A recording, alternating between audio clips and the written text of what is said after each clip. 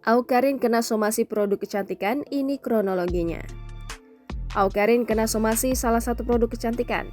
Sang selebgram diduga melanggar perjanjian kontrak yang telah disepakati dengan pihak klien. Asman Arif Nasution selaku kuasa hukum PT Glagitsis Medica mengatakan pihaknya melakukan somasi secara lisan.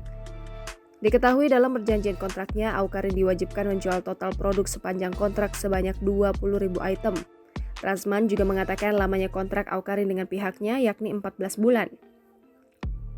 Namun setelah kontrak berjalan selama 10 bulan, wanita kelahiran 1 Oktober 1992 itu baru menjual 51 produk. Sementara di sisa kontraknya, produk kecantikan tersebut nyaris kadaluarsa. Hal ini juga menjadi perhatian khusus dalam kontrak tersebut. Rasman menyebut pihak kliennya berpotensi mengalami kerugian mencapai miliaran rupiah. Lantaran itu, dia mengimbau Awkarin segera merespon somasi tersebut. Dia juga berharap mantan kekasih Gaga Muhammad ini menemui pihak owner guna mencari titik tengah.